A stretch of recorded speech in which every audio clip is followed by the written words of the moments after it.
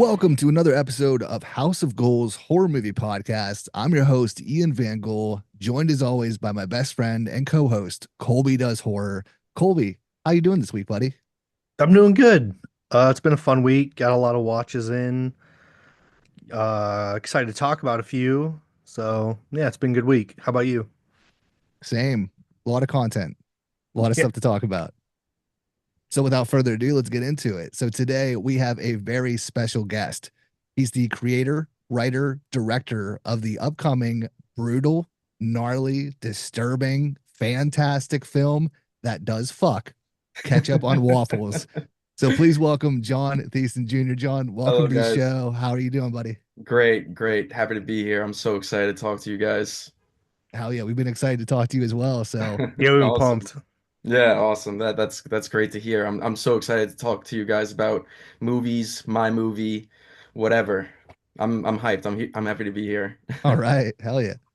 Well, we'll kick it off with a few icebreaker questions just to kind Mhm. of get you loosened up a bit. Okay. So the first one then is, what kicked off your desire to start making films, to get into filmmaking? So my desire started at a very young age. I used to make videos. I had like a I don't know if anybody even remembers this. It was like a flip camera. There used to be like the flip camera, and I used to make videos with that all the time with like action figures and stuff. Really like where that love for movies and movie making came from is Godzilla movies.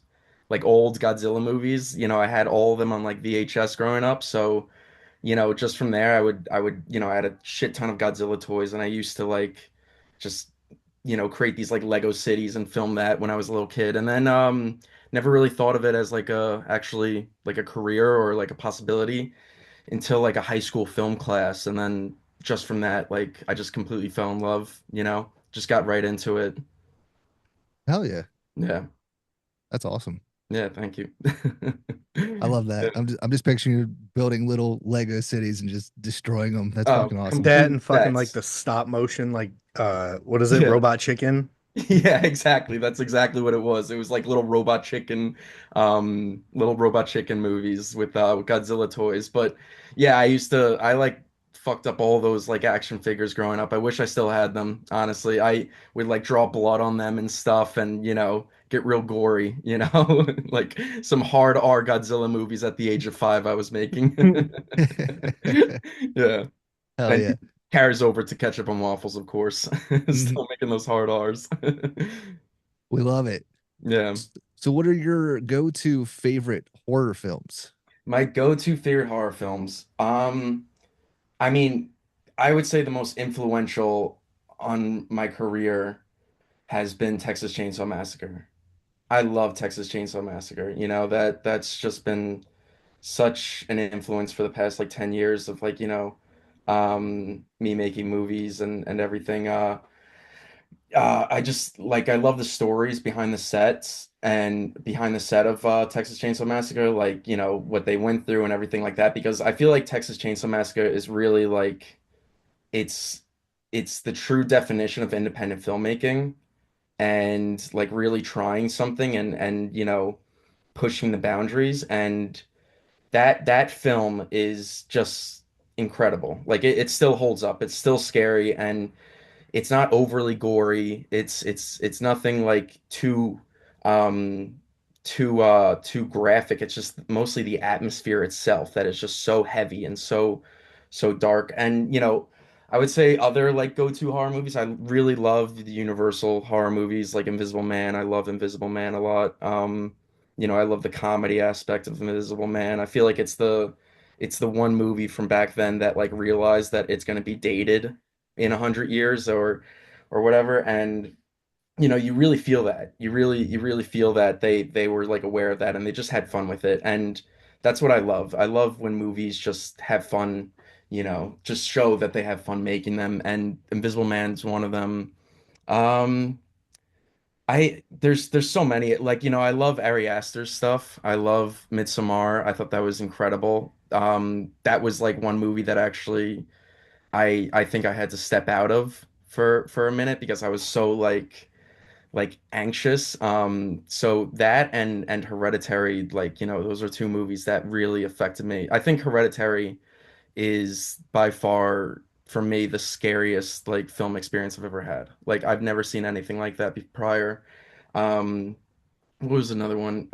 Exorcist is one of them, the big ones off the bat. I love a lot of like the low budget like Italian horror films like Argento's films, Demons, Demons Suspiria. fucking rips, dude. One of It the best rips. It soundtracks. sticks. It's sick. It's so sick. The plot is awesome. It's incredible. I love it so much. I love Demons.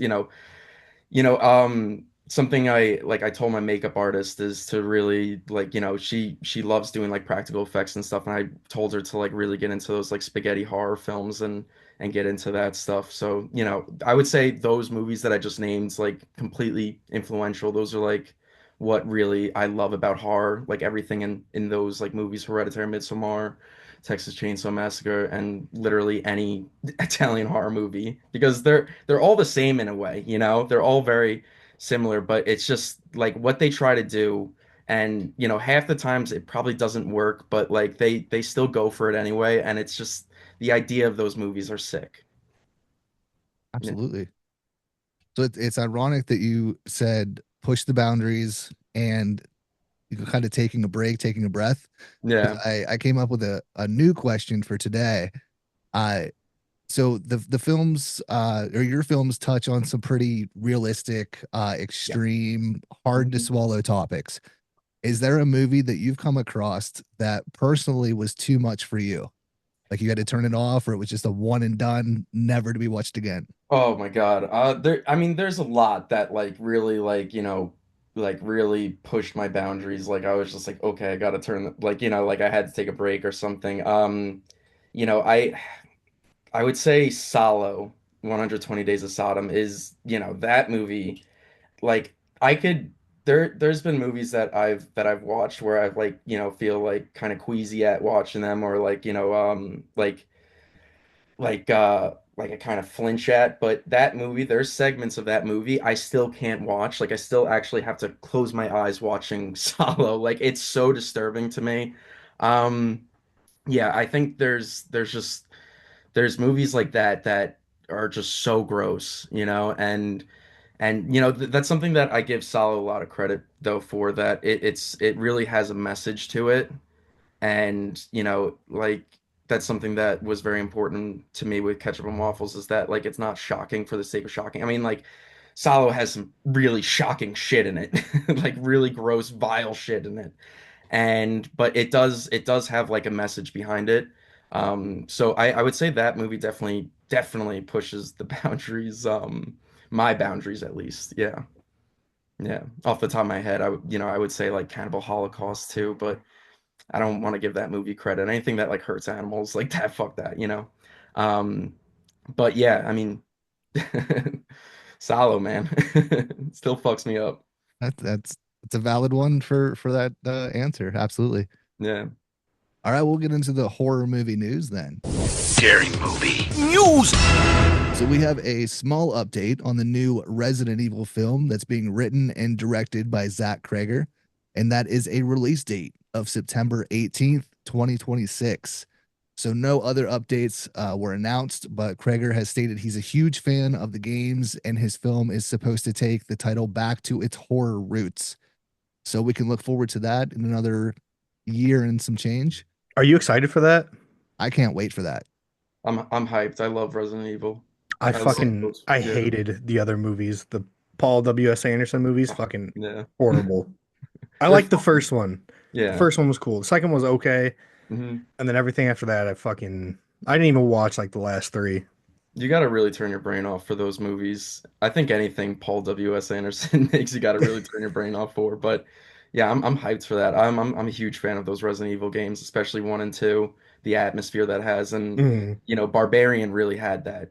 Um, so I'm really excited to see what he does with Resident Evil. I actually didn't even mind the Raccoon City movies or the Welcome to Raccoon City. I didn't mind those movies or that movie. I I still don't. haven't seen it yet. Yeah. Really, Yeah, it wasn't bad. Hmm. Like, it wasn't good, but it wasn't like horrible. it wasn't Mila Jovovich running around. I mean, I appreciated that aspect. No, yeah, I'll eventually. I've been wanting to watch it. I just haven't gotten around to it yet. But honestly, the animated Resident Evil movies are the best ones. Like those I, ones rip. I never got around to seeing those, but they look sick. The action is incredible. Like I've seen clips of like the action in that. It's like John Wick shit. Like it's Hmm. really over the top. It's really sick. Yeah, yeah. The Yeah. action's sick. The blood and gore, like it's just like the video game, but it's Yeah, just in an animated movie. Like that's they go incredible. hard. Definitely recommend those ones. There's a brand new Rumpelstiltskin film on the way. It's a new terrifying take on the fairy tale. It's not associated with the 90s film franchise, but it seems to be sticking pretty close to the source material. So, one source from Miracle Media is quoted as saying the film breathes new life into the age old children's story with eye popping, gnarly special effects and a potty mouth female protagonist who isn't your typical damsel in distress with bowdy humor and devilishly delightful visuals. This new incarnation certainly packs a punch and is sure to permeate your dreams with nightmare fuel. So Rumpelstiltskin will be hitting VOD on April 8th. Do they have any like images or anything on it? I ooh, I think there was an image of it.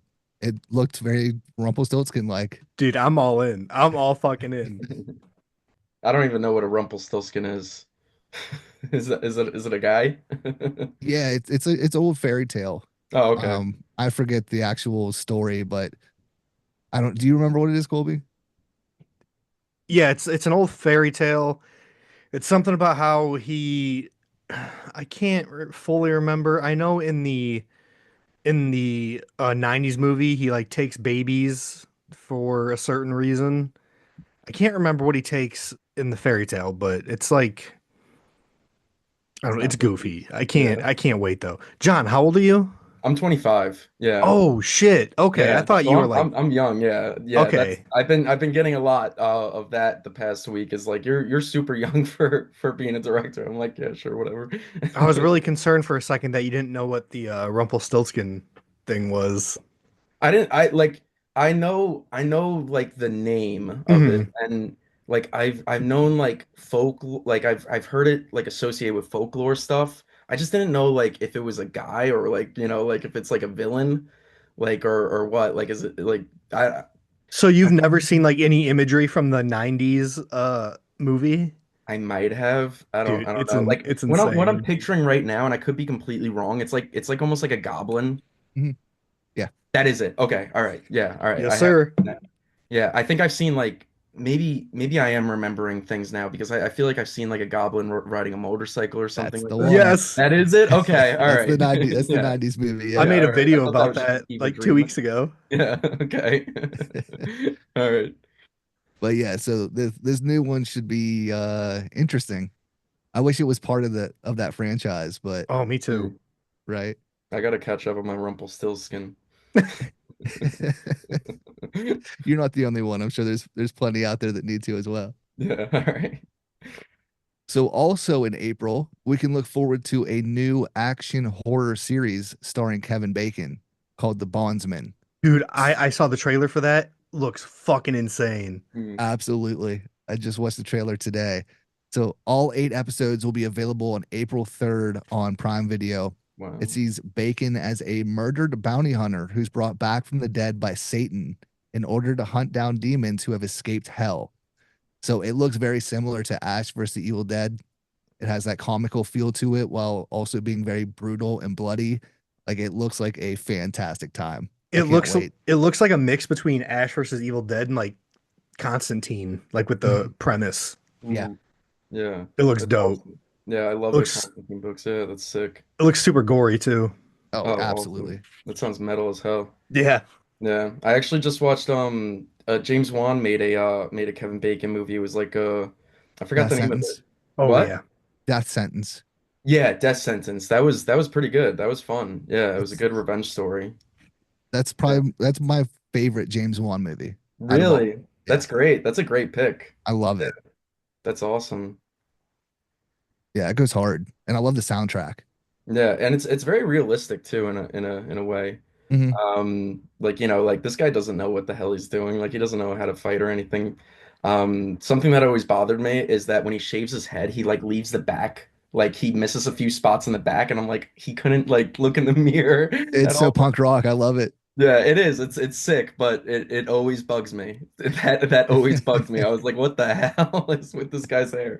But yeah, it's a pretty sick movie. Kevin Bacon is a great actor. He's awesome. I need to see him in more shit. And I hope that what you said, that series kind of like revives his career in a way. I would love to Mhm. see him in more things.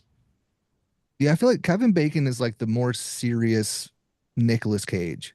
Hmm. And in the aspect that like they can be in a blockbuster movie Yeah. 1 month and then the next month they're in like the most indie off the wall movie ever. Like they have like they're not I don't know, like you feel like I feel like Kevin Bacon and Nicolas Cage, like they would only be in big blockbuster studio movies, but they do like these little indie films too. Hmm. And it's not so much in like a they need a paycheck type of way. At least that doesn't Yeah. come across that way to me. So I don't know. I love both of them and I respect them. So fuck Yeah, yeah. that's a great comparison. I definitely feel that Kevin Bacon has definitely been in a lot of like really serious independent films. For one, he played like a pedophile in that movie Woodsman, Mhm. which is like really dark. It's a really dark movie, and it's a great movie. It's a great performance, but like it really like I think that's probably the most like conflicted I've ever felt watching a movie. And Bacon really like he really. Like moves that movie forward. It's amazing. He's great. I can't wait for that series. Yeah, it's gonna be a ton of fun. Mhm. So finally in news, if you thought Frogman was out of fucks, well, you'd be wrong. Because Frogman is coming back in Frogman Returns. So the first poster and the teaser trailer were released this week. And if you saw the teaser trailer, you might have recognized some of the voices in there. But but it is a homage to the classic Leatherface Texas Chainsaw Massacre 3 teaser trailer. The Yes. whole fucks. But there's not many updates yet on the film, but Rotten Press is set to enter production on the sequel in May. So, of course, stay tuned for more updates. Hmm. So I went through that whole teaser. Obviously, I recognized your voice, Colby. I recognized Mike. I feel like I recognized one or two others, and I was still trying to figure out if mine's in there or not. I can't figure it out. Gigi's was the first voice, I think. Oh, okay. The female. Yeah. But yeah, mine was the Where's Frogman now? I love that though. That was awesome. All right. Then what did we watch? Want to kick it off, Colby? I do. I actually got quite a lot this time. I gave 3 5 stars this week on my Letterboxd. I'm still behind on Letterboxd. The first one is The Orphanage. So fucking good. That was my first watch for The Orphanage. I love that movie. Yeah, it definitely hits the feels. Very creepy, atmospheric movie, but I fucking loved it. Next is The Bayou. That is Gators on Meth. Fun time. Not a good movie, but it was fun. The Crow, I gave that a 1 star. The remake. Okay. I got scared there for a second. I was about to say The Crow. What? No, the Bill Skarsgård one. So Okay. it's a cool movie. If it wasn't attached to The Crow, it'd be a solid movie. Yeah. Until the last like 10 minutes, the ending fucking ruined even that for it. Hmm. I I I didn't mean, see it. Yeah. it has some cool action sequences and some good gore, but it was just nah. Oh yeah, that's disappointing. There's so many like crows, there's so many characters who became the crow in the comics. Like I feel like Mm. it should have just been an original character. Yeah, like they didn't have to use Eric Draven for this. Yeah. It's just I don't know. It's just a lot about it bugged me. Hmm. Next, I have The Kill List. That was my first time watching that one. Hell yeah. Fucking rips, dude. The hammer scene, the ending. Holy fuck. John, have you seen The Kill List? I I haven't. I don't think I have. Does it have something to do with a cult or Yes. okay, all right. I have to watch that. Yeah, because I've seen trailers, I've heard you guys talk about it, and that just sounds incredible. That sounds like a great movie. Tailored to my taste, it sounds like. It might be my new like favorite UK indie horror movie. Wow. Wow. Another one I watched Hunter x Hunter. So Ian, you weren't a big fan of that one when you watched it, huh? Yeah, so I watched it a few years ago, and I had to go back and look at my review for it, and I need to rewatch it because it might just not have hit for me at that point. Yeah, because dude, I give it 5 stars. I do know the ending goes hard. Oh, dude, fuck. Oh, it went so hard. It's a pretty slow movie, but I was still like engaged and entertained the whole time. It was still slow. Like I love Devon Sawa, and I just liked the story and where the ending went. I fucking did not see it going that way. Like I was waiting for a werewolf the whole time, honestly. Hmm. Yeah, I do remember that. But yeah, I was expecting that.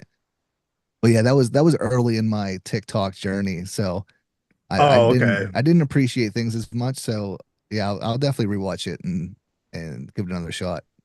I rewatched The Human Centipede too. Let's go. It's a good one. It's not bad. I mean, it's fucked up, but I kind Yeah. of like it. I kind of fuck with it. I love the premise of it. It's my Yeah, favorite of the three for yeah, sure. it's Yeah. definitely my favorite now. Yeah, it's a great premise. It's very meta too. Hmm. Those were like the ultimate sleepover movies growing up. Mhm. For me, like me and my fucked up friends, you know, it's just something that that brings up conversation, good or bad, but they always bring up conversation, and it's usually the same conversations with each movie. It's who would be in the back in the friend group, you know, like. But yeah, it's that second one is very wild. What you think watching it this time around?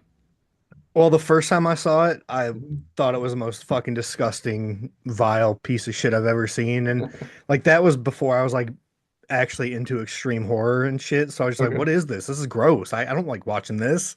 But this time around, I was like, I was laughing the whole time. I fucking Yeah. love Martin's character. When he starts beating off the sandpaper, dude, I was dying. No, it's Forgot fucking about that part. horrible. It's so Like, it's so yeah, funny. yeah, it's so funny, but it's fucking horrible. Like it really is. I It's mean, and the yeah. poop scene was definitely still hard to watch. Fuck that. Yeah. And then I thought the baby scene was a bit more comical this time. Oh, it's hilarious. So hilarious, dude.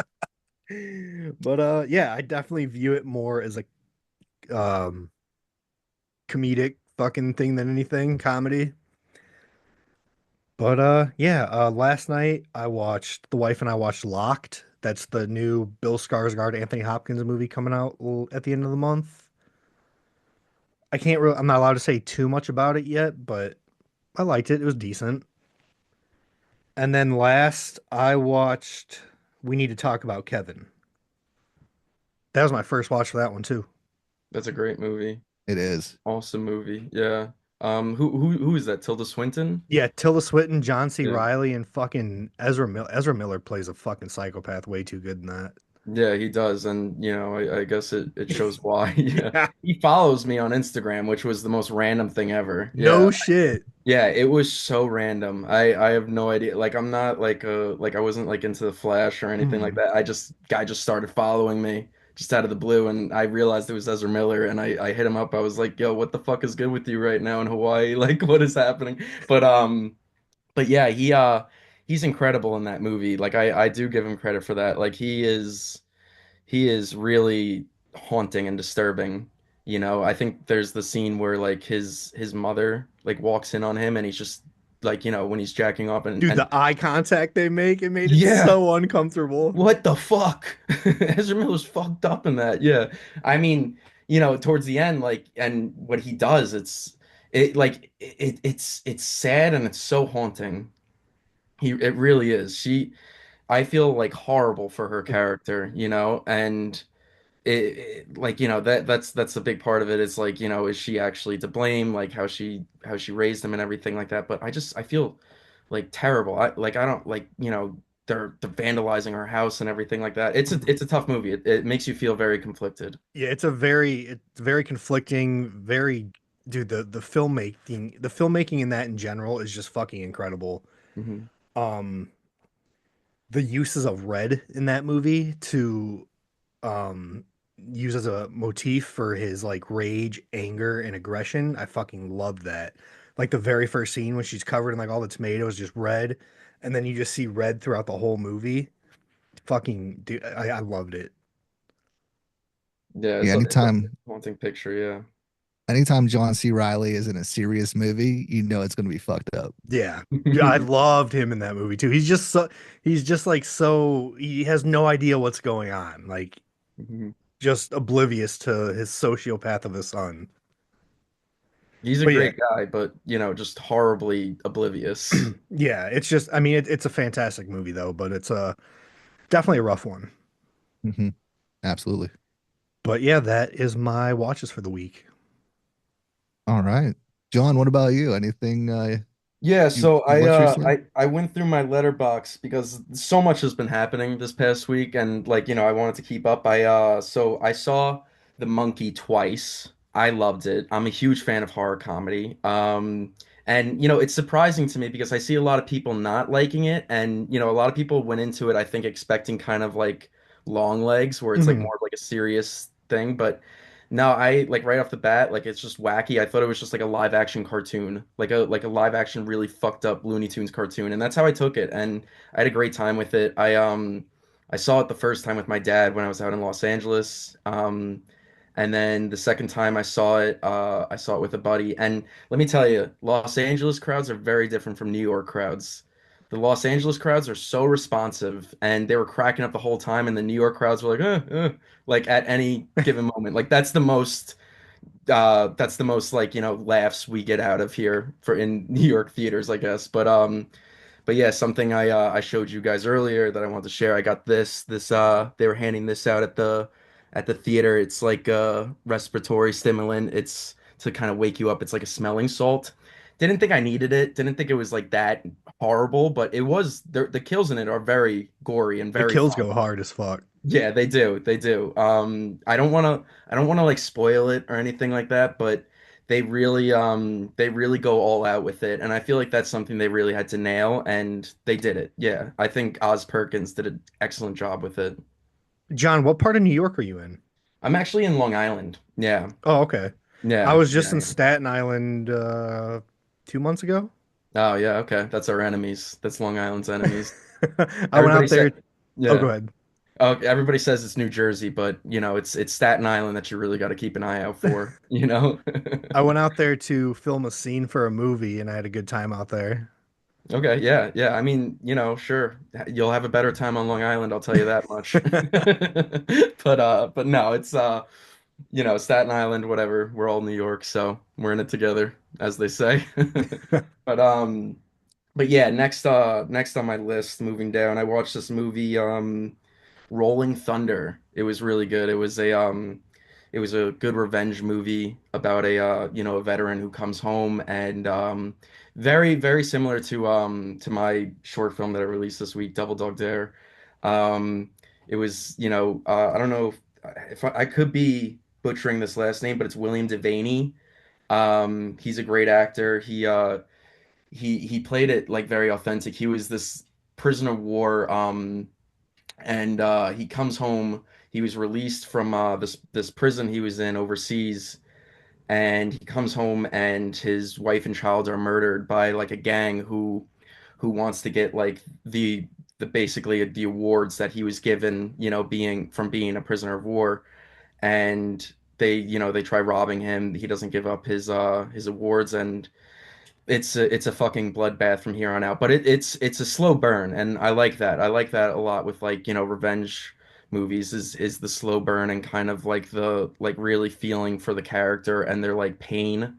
And that was something that William Devaney, this actor, I could be William Devaney, it could be William Devaney. I have no idea. I'm whatever. I'm just butchering it. I'm gonna say William Devaney from here on out, but he really plays it very authentic and like he's very subtle with his emotions. And Tommy Lee Jones is actually his buddy in it, and this movie came out in 1977, and Tommy Lee Jones, you could tell like he was young. He could have been in his 20s, but he still looks old. You know? Like you know he's young. You know he's young, but if you told me that this guy was like in his mid 40s, I would completely believe it. And not saying that anybody in the mid 40s is old, but like he's old looking for his age. But he plays it really well. Like, both these actors, William Devaney and Tommy Lee Jones, are very authentic, and they really, showcase their pain through silence. And I think, that was really effective. Hmm. Moving on to the other film. Well, I'll first say this, that this movie, also the practical effects and the gore in this movie is incredible. Like, I love that. Like, but moving on to the next movie I saw it was another LA movie. It was Targets. It was 1968. And do you guys know, I'm sure you guys know Boris Karloff. He Oh, absolutely. Frankenstein's monster. Um he plays like kind of like a retiring actor in this movie, and he feels out of touch with each like movie that he's in, and it like follows two different characters. It follows Boris Karloff's character, who's like this retiring actor who's kind of like fed up, and he's afraid of today's youth, and he's afraid of being like out of touch and being done, and like the world's giving up on him. And then there's this other character on the other side who's like a character, like a young husband in his like mid-20s, who is planning a mass shooting. And these two kind of characters the way these two kind of characters come together in the end, they come together in the end through like a Q&A screening at a drive-through. So Boris Karloff's character is doing like this Q&A at a drive-through, and this other character who's planning the mass shooting is planning the mass shooting at this Q&A. And the way it just comes together in the end is so crazy. It's a crazy third act. It's probably one of the craziest third acts I've seen in a movie so far. It's a great thriller. I would recommend it to anyone, and it's very haunting. It's very disturbing. Um, when people die in this movie, they really just drop, and they really die, and it's very realistic, and it's very haunting like that. And it's 1968, so there's not many movies like that at that time, where there was such like a very disturbing realism to it. Like, that's really when the 70s kicked in. That's when all that kind of disturbing, like, more like raw films came in. And I feel like this was kind of the first of its kind in a way. I could be wrong, but it definitely felt that way. Hmm. So yeah, those are the movies that I watched. Yeah. Yeah. Hell yeah. Yeah, I've never heard of that one, so I'm gonna have to definitely check that out. I love Targets, Karloff. yeah, Targets 1968. Karloff. It's funny because it's a comedy too, and it doesn't sound like it is, but it is. It's really, it's there's a lot of like really sweet scenes in it, like really sweet comedic scenes in it, and Karloff is very funny in it. Um, it's just a great contrast between this movie villain and then this real life villain, villain of our reality, and them coming together in the end, and how they come together in the end is really something special. And it's a great movie. If you liked Ketchup and Waffles, I would highly recommend watching Targets, because it definitely has some of the same themes. And that wasn't like planned. I wasn't planned to watch this. It was showing at Tarantino's theater, the New Beverly, which is, if you're ever out in LA, visit the Vista and New Beverly. They are incredible theaters. Tarantino really, he really made those theaters into something special, and it is an incredible viewing experience. So if you're ever out in LA or California, New Beverly and the Vista, because I feel like those are kind of one of the best theaters experiences that I've had in my entire life. Yeah. Awesome. Just a Love plug that. for Tarantino's movie theaters. I looked it up quick too while you were talking. Mhm. Tommy Lee Jones was 31.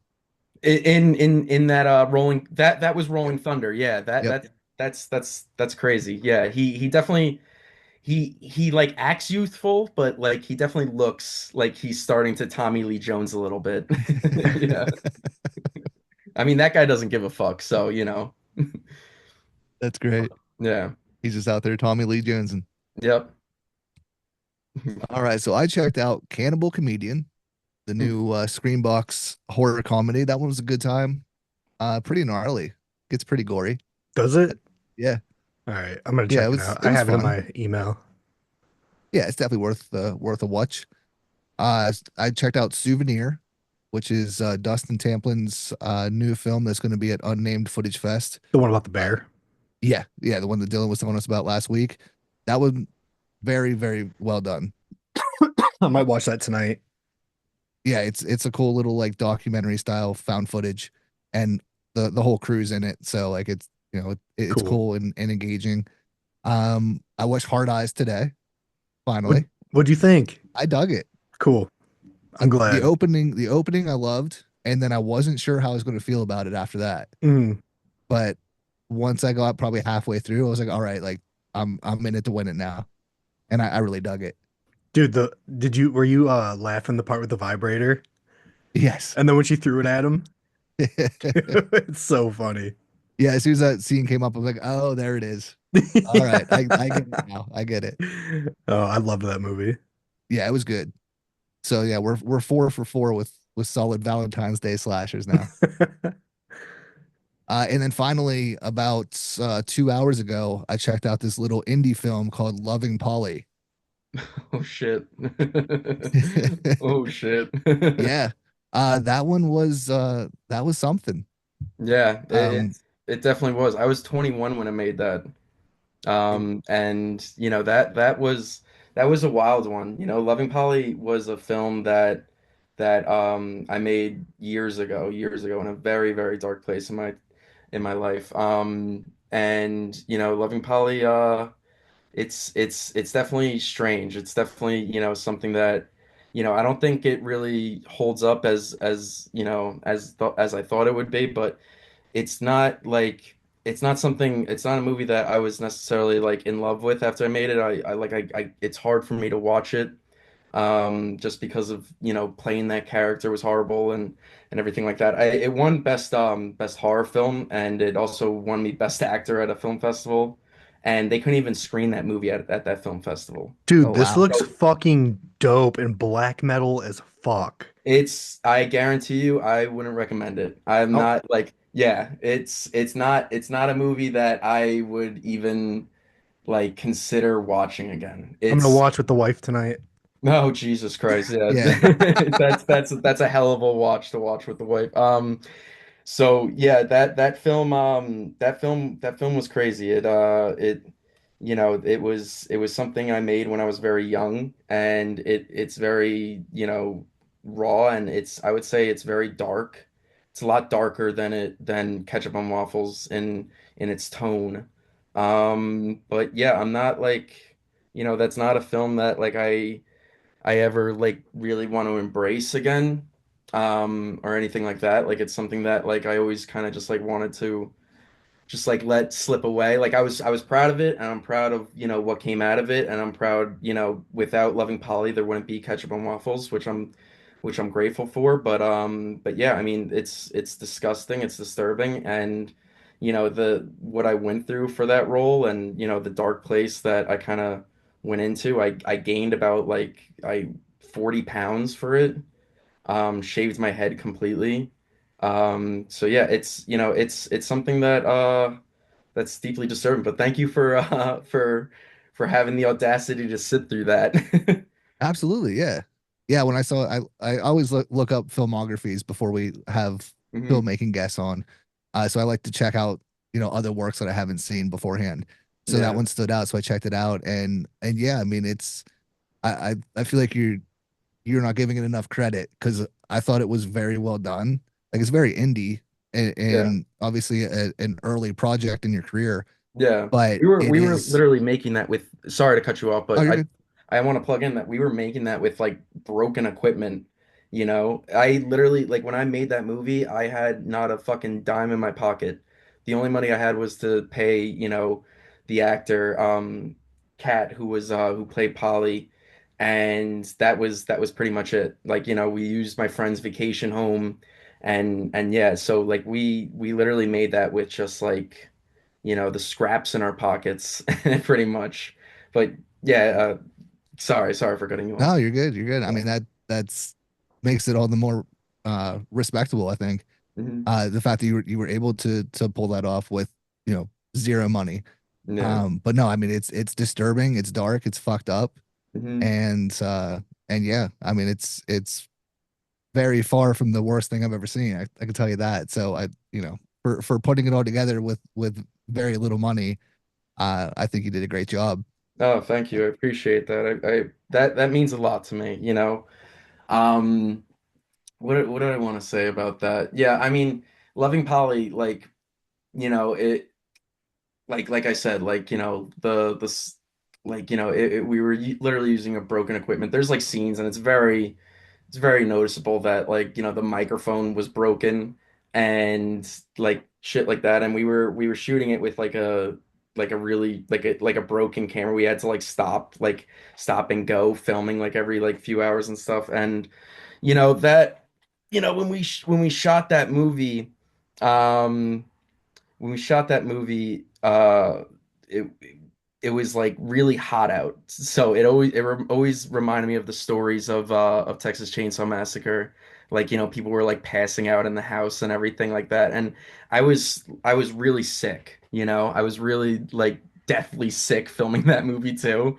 So like, and to like try to like push myself and, do that like accent that I had, that southern accent, it's it was a tough filming experience. And there was moments where I was filming it and like I would stop and I would break down. Like I would break down because I was playing somebody that was or something. It was, what that character was. It was more of someone that represented, the vileness of men and like the men who rape specifically, and that animal and that horrible, vile um persona that I played is like it really got to me. And I would be filming it and then I would have to like walk away and break down. Like that movie really disturbed the fuck out of me, rewatching that. And it's not something that, like I said, I ever want to go back and rewatch. Like it's something that like I kind of like never recommend to anyone because like not just because of the material, but like,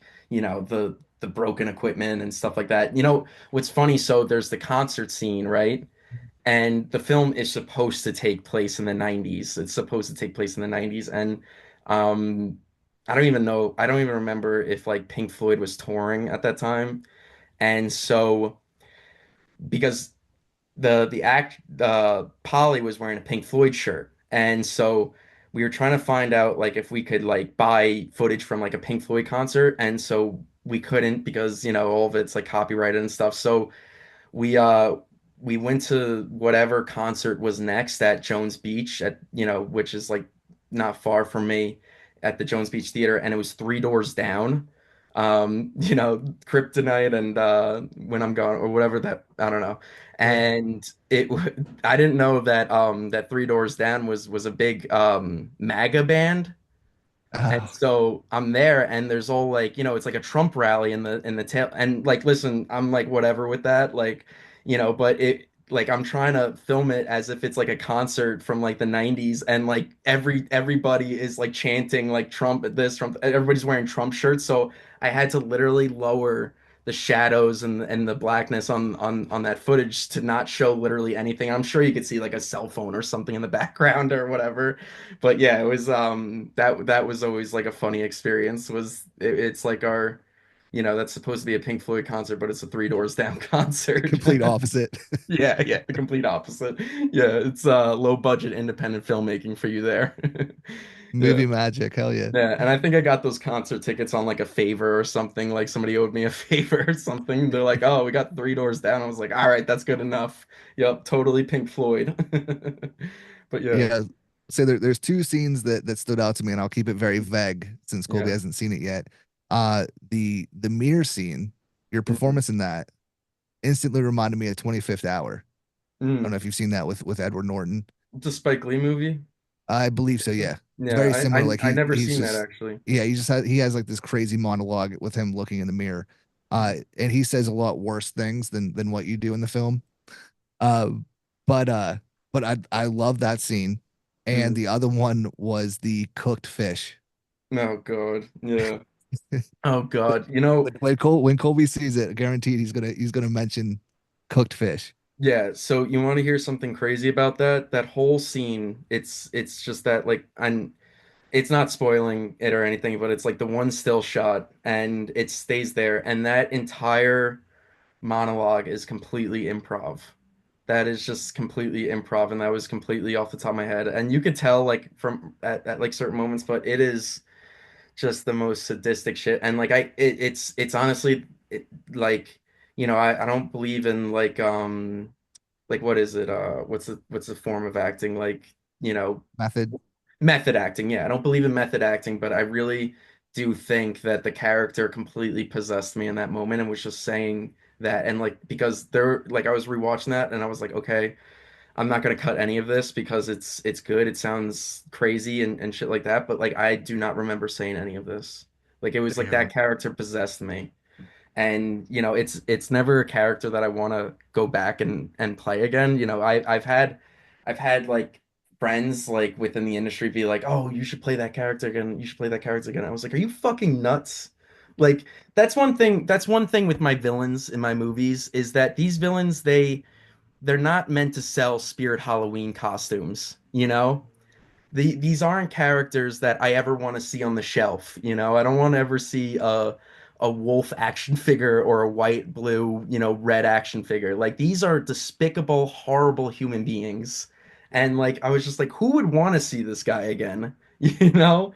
I know there's people out there and that's fine, but I don't ever want to see that character again. Yeah. That's just me. That's fair. Yeah. So we're starting a brand new segment of what we bought this week for physical media.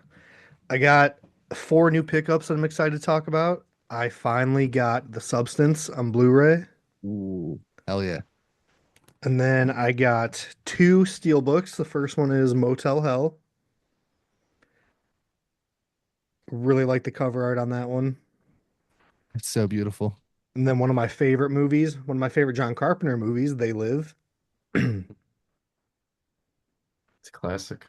And then my favorite pickup of the week is 100 Tears on Blu-ray. I'm so jealous of all of this. I'm not gonna lie. John, have you ever heard of 100 Tears? No, no, I don't think I have. Is it recent? No. What year did it come out? I want to say like early 2010s, maybe. Okay. Yeah, I forget exactly, but somewhere around It's there. it's a very underrated killer clown movie. It's Gertie the clown walked so Art the clown could run. No shit. That's bold. Dude, it goes fucking hard. Yeah. It's actually an Unearthed film release. Unearthed sends me physical media like once a month. So this one, I think this one comes out at the end of the month. But as soon as I saw they were releasing this through them, I was like, I fucking need a copy of that. And then lucky enough, they sent me one. Sounds awesome. I gotta check that out. That's incredible. Yeah, you can watch it on Tubi, I think. Okay. Yeah, it's Yeah. ridiculous. His 100. weapon is ridiculous. It's like a meat cleaver, like this fucking big. The It's so good. acting is horrible, but it's fun because the violence and the gore is just out of this world. Oh, you gotta love that. You gotta love Mhm. that. I feel like that adds so much to it when there's bad acting like that. Like It does. It has yeah, like a certain charm. Mhm. exactly. Yeah, it's more like charismatic, like you said. Like I feel like the charm, like the movie itself feels charismatic when it Mhm. has bad acting like that. Um, I feel like that's like any kind of B flick movie. Like it's just you got to have one bad actor at least. But yeah, Absolutely. that's awesome. I love that cover of They Live. That's incredible. Dude, I know. As soon as I saw, I mean, it's one of my favorite John Carpenter movies, and as soon as I saw that Walmart was doing that, I was like, I fucking need that as soon as I see it. Wow. Yeah, it's gnarly. Yeah, that goes hard. What about you, Ian? What did you pick up this week? Well, I picked up finally Circus of the Dead Let's go. on Blu-ray. And Billy sent me a bunch of extra cool shit, a bunch of stickers and a separate insert for the Blu-ray that has his autograph. So yeah, he hooked me up. It was dope. I got Looky Lou Fuck yeah. from our homies. So yeah, I'm stoked to check out the special features on that one. And then I got my horror pack. Oh So yeah. the monthly Blu-ray monthly horror Blu-ray subscription box. So each month you get four random Blu-rays. All four this month I haven't seen. So the one I'm probably most excited for is The Scribbler, which I'd never heard of before. But it looks like a fun time. It's got Michelle Trachtenberg in it too. Oh shit. Yeah. So I'm gonna check that out here maybe tomorrow. We've got Nazis at the Center of the Earth, God damn. right? And That's really rough. I swear to God, on the back is Ian McKellen, like as the Nazi, but he's not in the credits at all that I saw. So like, They just use his picture. yeah, I don't know, or it's someone who looks exactly like him. We got Blood and Chocolate, which I've heard about but I've never seen. I've heard about it. No, it's like a werewolf flick. Mhm. So, um, in my comments, I had people saying it was terrible, and I had people saying they loved it. So we'll see. And then the most unique one is called Bad Dreams. It's the Best of Nightmares Film Festival 2024. Oh, dope. So it's like an anthology? Yeah, it's just like it's 10 looks like 10 shorts from Nightmares Film Festival. Fuck yeah. So, yeah, I thought that was like a cool little like unique treat. So that's what I Great. got. It's a great package deal. I love that. I didn't know film festivals even do that. Yeah, I I didn't didn't either. either. Yeah, it's so So, cool. yeah, we all learned something this week, I guess. John, did you pick up any physical media this week? I didn't, but when I was out in LA, I went to the Amoeba record store. I don't know if you guys ever heard of Amoeba. Mhm. And I picked up a movie called River's Edge with Dennis Hopper, Crispin Glover, and Keanu Reeves. And that was an interesting movie. That was really good. You know, it really felt like a Dateline episode, you know. Um it's definitely underrated. Dennis Hopper, you know, I love Dennis Hopper and he was incredible in it. Crispin Glover is just a fucking weirdo and he plays a fucking weirdo in this. So I don't even know if he was actually playing a weirdo or they just filmed him walking around on set. But Keanu Reeves actually, you know, he really stole the show for me. He gives a great performance and you know, I love Keanu Reeves, but like that's something like I always thought is that like when he's not the lead, he never really steals the show. Like, you know, like well, I mean, when he is the lead, a lot of times like he doesn't really ever steal the show. Like Point Break, I really feel like Patrick Swayze for me steals the show. Mhm. And with this, I like, you know, he really like, you know, shocked me with his performance and he was young too. It came out like 1986. And then I got like an Italian crime film collection called Violent Streets Collection, and it's like a box set that I want to get into. That Like sounds I said before, I badass. love Italian movies. Um, and yeah, that's what I picked up at Amoeba. Yeah, I Yeah. feel like every Crispin Glover role is just him. Regardless of what movie, it just feels like it's probably just him. Yeah, he like in this movie in particular, like he is really fucking weird in it. And I there's moments where I can't even tell if it's a good performance or a bad performance, you know? And he is very like he's very weird, he's very strange and out there. And you know, he's you know, it's your typical Crispin Glover performance playing a little pervert, you know, and that's that's what it is. Um but yeah, he like you know, I always saw him like, you know, getting like fan casted as the Joker or something like that. And that's something that like I always like I had no idea like how to feel about that because I just, you know, it's Crispin Glover. You know, I Yeah. always go back to that like Letterman interview if you guys ever seen that. Yes. And yeah, like literally what's in that Yes. Letterman video is what he is in this movie River's Edge. So I would check it out. It's I would definitely recommend it. It's a great movie. It's a great movie about youth. It's very dark. I think you guys would like it. You know, I think that it's something special. Like it's a little slow at points, but definitely definitely gets the point across, and it's you know it's a great watch. Hell yeah. I've definitely heard of it. I don't think I've ever seen it though. So yeah, I'll Mhm. definitely have to check it out. Yeah. All right. Well, with all that said, we'll get into the main topic. And Ketchup, now, our feature presentation. ketchup on waffles.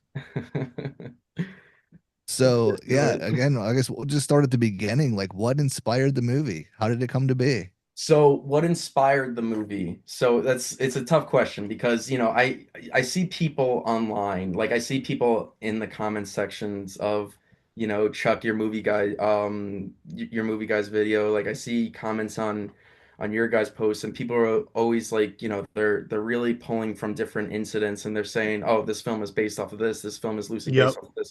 It's really not. It's not, it's loosely based off of multiple events of mass casualties in like confined spaces. And, it's, a tagline for the movie is a dishonest retelling of a true story. And you get that pretty early on in the movie that it says that. And, what the dishonest retelling is the movie itself. And, it's not based off of like a specific incident. Like it definitely pulls from incidents and kind of like turns it into like a melting pot of those incidents. But like it's very it really comes from that, and it comes from me being an 18-year-old kid during when Parkland was happening, and kind of seeing that through the eyes of somebody who was like a teenager, like and kind of putting that all together. And like I said with Loving Polly, like these Loving Polly and Ketchup and Waffles are two movies that like I made during a really dark period of my life. And like we live in dark times. We live in very dark times right now. And um something that I see all the time is all these arguments about different topics about, and that's something I see in the comments section a lot. I think somebody commented earlier that, oh, what is this movie about, gun control? It's really not. It's not about gun control. What this movie is, it doesn't take sides of any argument. It just reminds us of what we're arguing about, you know? I think it's time that we have to make a compromise and come to like a middle point, because these incidents are just going to keep happening if we get thoughts and prayers, and if we just keep arguing. It's really just reminding us what these arguments are being about, because there's people who are dead. And when these incidents happen, it's the politicians, they're arguing, they're yelling at each other, and nothing ever gets solved. Like, what has got solved since Parkland? What has got solved since Pulse nightclub? It really feels like nothing, because these incidents keep happening. And that's something that I really wanted to address with this movie, that that these things are just going to keep happening. And you kind of get that from the main character and what the main character says in the movie. Like, it's just the next tunnel's just going to be flooded, like, and that's a quote pulled from the movie. And it's true. Like it's devastating, and that's something that I just felt really needs to be showcased. And you know like I think you mentioned more so, Ian, in your review, that it is a dark comedy, and it does, because and there was this time when we were in high school, and when I was in high school, and our school went into lockdown for an incident that was happening. And there was kids that were scared. There was kids that were really scared, and something happened in the classroom, and everybody just started laughing, at this like one incident that happened in the classroom during this lockdown. Like, it broke all of our realities. And that's something that I want to capture in Loving Polly. And the comedy really, it tests you, and some people are gonna think it's comedic, and some people are not gonna think it's comedic.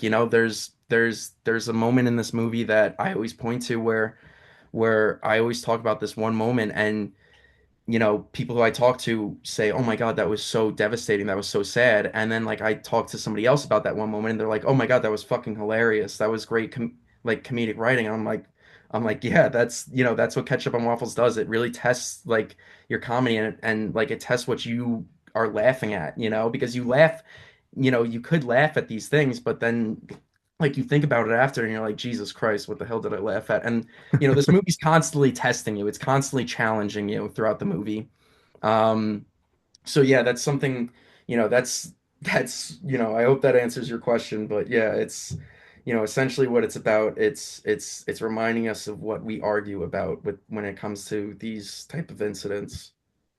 And, I just wanted it to be a reminder, pretty much, yeah. That's why it hits so hard for me Mhm. because one of my biggest fears is mass casualty events. Like, I have kids. I shouldn't have to be fucking nervous every day when I drop my kids off at school. So shit like that connects with me. Like, I'm a veteran. Like, whenever, anytime I'm out to eat, my back can never be to the door, shit like that. So just a lot of this movie resonated with me.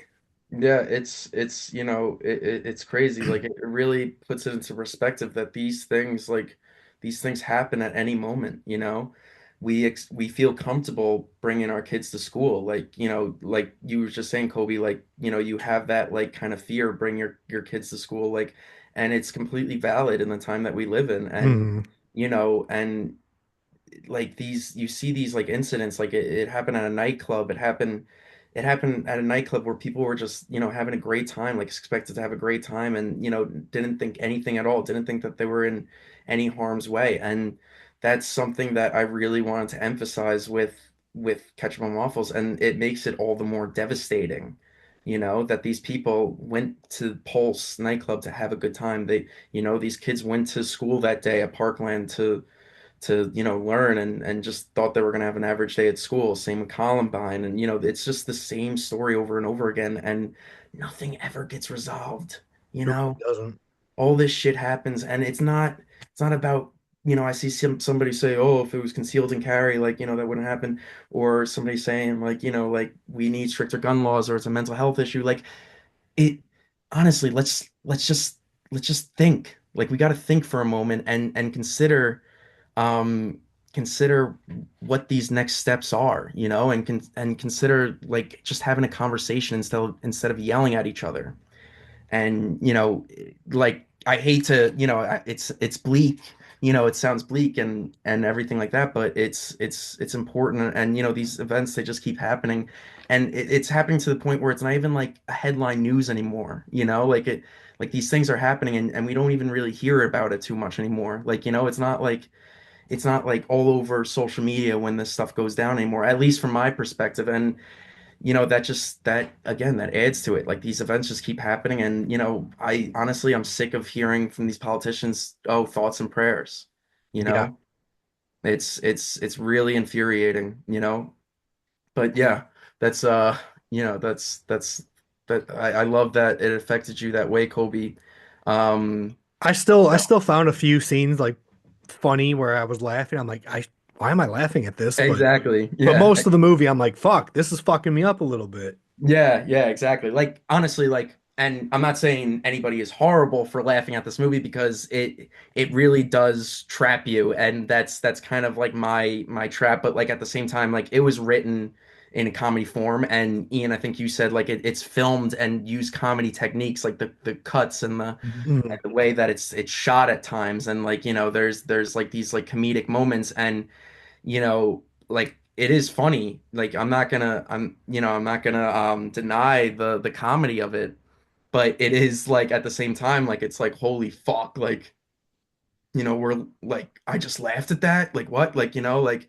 And you don't, like, a lot of people, like, they don't even realize it, like I said earlier, like, they don't even realize it until afterwards, and stuff like that. But yeah, I mean, don't feel bad if you find it funny, though. That I just want to get that off my chest. Like, don't feel bad if you find it funny, because I know, Ian, you said that, like, you really brought into the, like, comedy aspect of your review. And don't feel bad that, like, don't, like, I don't want you to feel bad for laughing at any of this stuff, because it is written like in a comedy form. It's great to see how people perceive this film so differently, and that's what I really wanted with this movie, is the perception of it, to see what the perception of it is going to be. And that's kind of like the experimental aspect of it. Like, it almost feels like a big social experiment to see how, the viewers and the audiences are gonna what they're gonna take away from watching this movie. When you were talking about the cuts and the edits, Mhm. did you take any inspiration from funny games for that aspect? Oh, I mean, yeah, of course. Funny Games, that was like, that was my big inspiration on, the whole filmmaking aspect of Hmm. it. I mean, there's the scene There's the funny games, like there's a funny games S scene in this movie, and I'm not being subtle about it at all. I love that movie. I love funny games, you Oh know. yeah. I think it is a complete fucking masterpiece. Again, I might be butchering, a name here, but it's Michael Haneke. He is just a fucking genius. He is incredible. And Haneke, I don't know, whatever.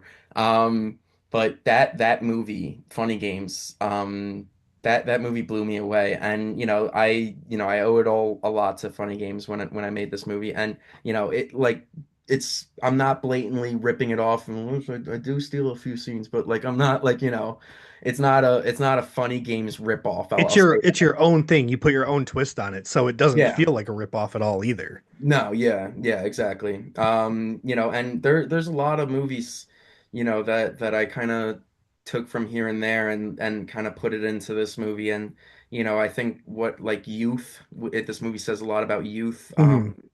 And which is crazy because I watched that movie Targets I mentioned earlier, and that is very like that has an incredible similarity to Ketchup and Waffles. I would highly recommend you watching Targets.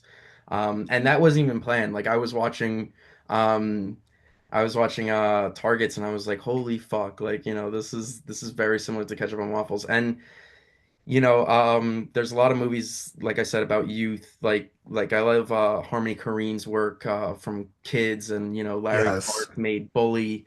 That was like, movies that I took from, and like the way these kids interact with each other. And something that was also important to me was that these characters, every character, even the innocent characters, they're all flawed. They're all horribly flawed, and like, Hmm. they all feel more grounded that way. And I feel like that is a very like 70s kind of cinema trademark, was that characters are very flawed in those movies, and every character feels very flawed in those movies, like even the couple, even the characters Abby and Ryan in Ketchup and Waffles, they like their dialogue, like it's pretty raw. It's pretty raw and unfiltered, and you don't really get that from like characters like that in these movies, like victims in horror movies, is that like they feel very almost like real in a sense from my perspective because of just how they talk to each other. But yeah, um, Some yeah. some major props I want to give you. I'm a huge fan of extreme cinema, like fucked Mhm. up movies, everything like that. So I was expecting this to be when I sent Ian the trailer on Instagram, I said, "Dude, it's hate crime Waffle House edition." So hate crime, super fucked up. I don't even like that movie at all. It's just very exploitative. But the director of that is Jewish, so I also get his message. But there's a lot of essay, a lot of fucked up things. Like you didn't exploit anything like that, and you still made it like very impactful. It's Yeah. just something I've never seen done before in like a super fucked up movie without using extremely fucked up subject matters and like taboo shit like rape and like murdering children and shit like that. So that was something I was very impressed with. Yeah, that's something that was important for me because it's not like, like I mentioned with Salo earlier, like Salo is a very disgusting movie. Hmm. And Ketchup and Waffle, like, Salo is a very disgusting movie, but it has a message behind it. And like that movie Hate Crime that you just mentioned, it's called Hate Crime, you said? Yeah. Like, yeah, and you said it has like some sort of like message behind it. Mhm. Have you seen Hate Crime? No, no, no, no. It's literally like men in ski masks. It's like Nazis that Hmm. it's a home invasion movie of a Jewish family. They end up killing like their toddler. They rape like the mom and all this shit. Super fucked up. It's a lot of racial slurs towards Jewish people. Like the entire movie, like it's very heavy dialogue, like yours is, but it's like exploitative and shocking dialogue. But the director of it is Jewish. Okay. Yeah, I mean, my film, like that's something that I really want to emphasize, that I didn't want to make it shock for just shock. Mhm. And it's not like something you may pick up on. It's not overly gory. It's not like a gory really picture. I mean, there's a few scenes where there's hell of a lot of blood, and like very very crazy. And I have a great story about the scene that you know what I'm talking about. Mhm. But so uh something with that, like, that was important to me was more so the message than the violence. And I feel like, when there's too much of like gore or like something crazy like that, as much as I love gore, as much as I love like, that stuff, and violence can very easily become very weightless in film, and I wanted each scene, and this movie Ketchup and Waffles it's very relentless. Like it's very relentless. It's very fucked up, but like the violence to me that I want to make sure is that it really holds its weight, and it's not just meant to be shocking. There's supposed to be weight behind it. There's supposed to be meaning behind this violence. Like these guys, they're they're they're extremely misguided characters. Like they're extremely misguided, like 20 something like youth, and like they they think that they have this like powerful message behind their violence, and you know like that's just something that was very important to me, that it just wasn't shock for the sake of shock, and the violence really holds weight, and it really isn't trying to like so much infuriate people, but more so make people think, and Mhm. like horrify, but not shock for the sake of shock, because there's so many movies like that, and there's so many people who kind of expected that. And like I showed my movie at this film festival at the Chinese Theater in off of Hollywood Boulevard. I showed this movie, and like I said before, people perceive this film very differently. And let me tell you, every screening that I've kind of had of this movie has been some of my favorite screenings of my life, for some of my favorite theater experiences of my life. And not just because that it's my own movie playing on a big screen, it's more so that the fact that like it's how people perceive it differently. Like we had, panic attacks, we've had people slap their thighs, stand up and go, fuck this movie in the middle of the screening. We've had women like these we had these two old women that were sitting in front of us at the past film festival in LA, and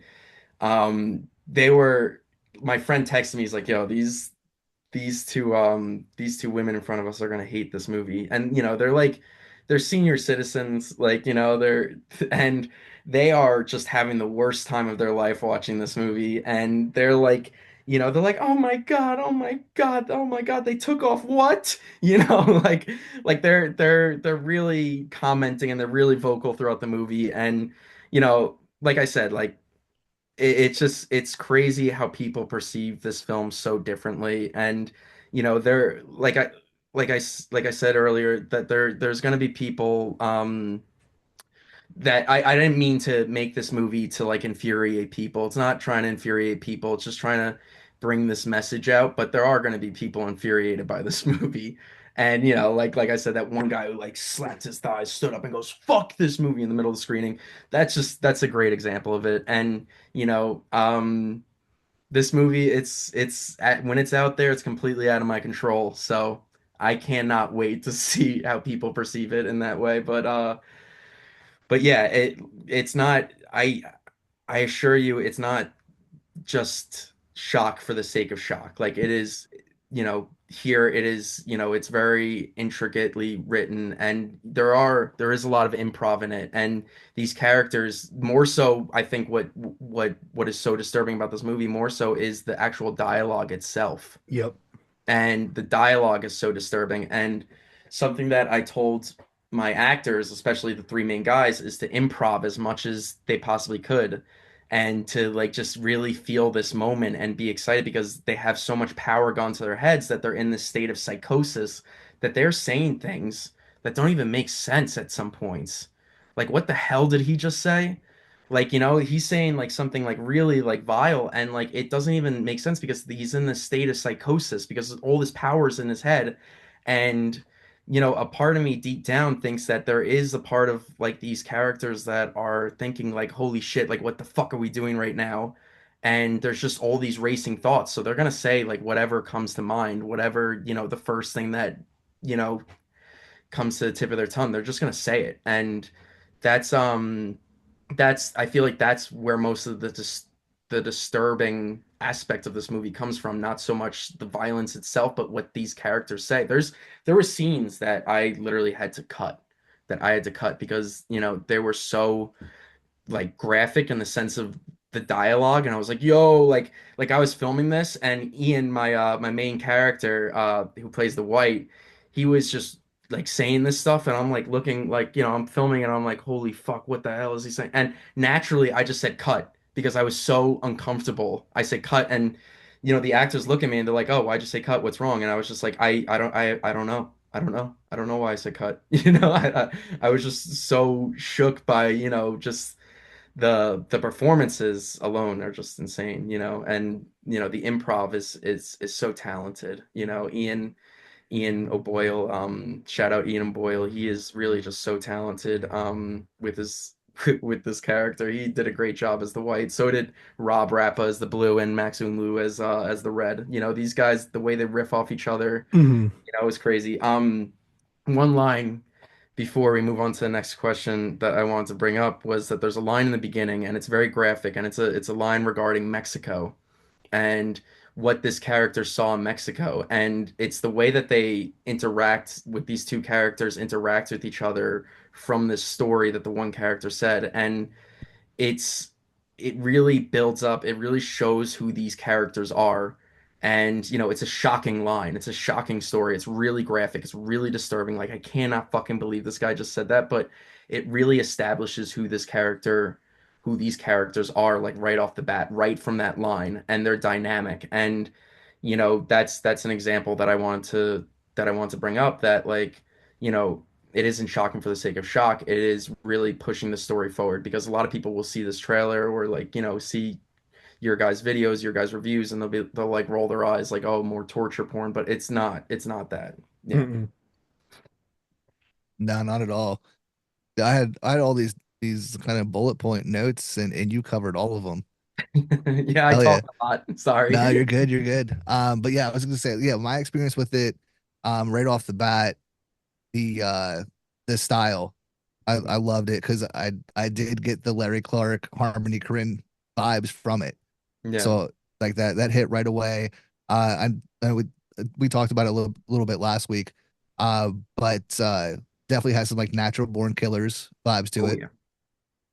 And the edits and the cuts, when I watched it, I got like those kind of dark humor vibes. Hmm. And it was more so like the editing and the style, not so much the content. But yeah, I was kind of nervous because I was like, have I seen too much? Am I too far gone?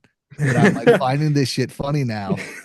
So after I finished the movie, I looked it up on IMDb, and the first kind of genre title or genre tag is dark comedy, and I Yeah. was like, all right, I think I'm safe. I'm good.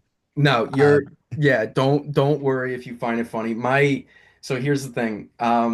My dad, when he first saw this movie, we had this big screening in August here on Long Island, and my dad, when watching this movie, was like Max Cady in Cape Fear, laughing in the theater with the cigar. He's going ha ha ha, like he's cracking up. My dad, everything flies over his head. So he, like, don't feel bad. Like, there's people that were like really cracking up in this theater, and, like, but like that, like you said, like, it, like you said, like, am I too far gone? It challenges you. It does challenge you. It really does. It really does. But yeah, like, with the style of this movie, like the kind of like the Larry Clark, Harmony Korine kind of like vibe. I actually have a Harmony Korine tattoo, Bunny Boy from Gummo. oh fuck yeah, Yeah. Oh. love that. um so with He's a real with one. the style, like, I really almost wanted to make you feel like you were like the fourth masked guy, because you notice this movie, and it's very handheld. Like, it's a lot of handheld shots, and, like, you're really following these characters throughout their massacre in the diner. And it like, I wanted you to feel super immersed in the moment. And I feel like, like with kids, like, you watch this movie, kids, and you really feel like you're part of this group. Like, you really feel Mhm. like you're hanging out and part of this group. Like, you're just following these characters throughout their day. Um and that's something that, like, I really wanted to pick up. So I'm glad you picked up on that. That's very important to me is like, the characters. You feel very like immersed with these characters in this moment, and you feel like you're there, and it's gonna be, you're gonna feel like you're trembling a lot, like, and that adds to the handheld kind of choice there to primarily shoot it in handheld, and that turns a lot of people off, but that's fine. Listen, like, then don't watch it if that turns you off. But I do assure you, it is not like fucking Cloverfield where you can't see the monster. You see the fucking monsters. You see the Yeah, monsters in this movie. You're hanging out with them the whole fucking time. right. Exactly. Yeah. Yeah, exactly. Like, like a Harmony Korine movie. Like you feel like you're just in these moments, and something also is that when the shit pops off in this movie, and the shit really pops off in this movie, the story, the narrative of Abby and Ryan and like everything like that just drops. And it just becomes these collections of really horrible moments. And that's what it's like. Hmm. Like, going back to what we said, we don't expect violence. Violence just fucking happens, and that's it. Like we're in this moment, and the whole narrative between this couple and them dealing with this thing, and one, like, the boyfriend of the couple like said some things that he shouldn't have said, and he embarrassed himself in front of his girlfriend and stuff like that, and like, you know you think that's gonna like play on into like the narrative more, but it really doesn't. Everything just drops, and it just, narrative just drops, and it just becomes this like time in this diner, and you feel very claustrophobic in it, and it's a small diner too, like, and that also adds to it. So yeah. Yeah, Yeah. absolutely. Yeah, I've watched it 3 times now, and I've picked Really? up on, yeah, picked up, more and more each time. Now, Ian, I'm And worried about you. okay, Now I am that's worried fine. about you. Yeah, no, Um, you're good. You're That's good. I've fine. seen it 90 fucking times. So. but no, like it's one that like obviously there's a story, it's a movie. I don't know how to describe it other than it's an experience. Like I think you hit every single thing perfectly because I know we talked about it in the DMs before, but like the characters, like they're trash. They're straight trash cans from beginning to end, and you don't try to justify or glorify any of their actions. There's not a single point in the movie where you like kind of question whether you should like them or not. Like they're bad dudes, Mhm. and there's no question about it. I did get a kick out of the fact though of all the terrible things that they say throughout the movie. They're not racist, Yeah, so like like hell what? yeah for that. Yeah, That's yeah, another I did thing exactly. I get a kick loved. out of that. Yeah, Yeah, they're like super homophobic, but they like super homophobic. They're murderers. They're just, low of the low, but they're not racist. The hell? Like what? like I Um, respect that, but you're still a trash can.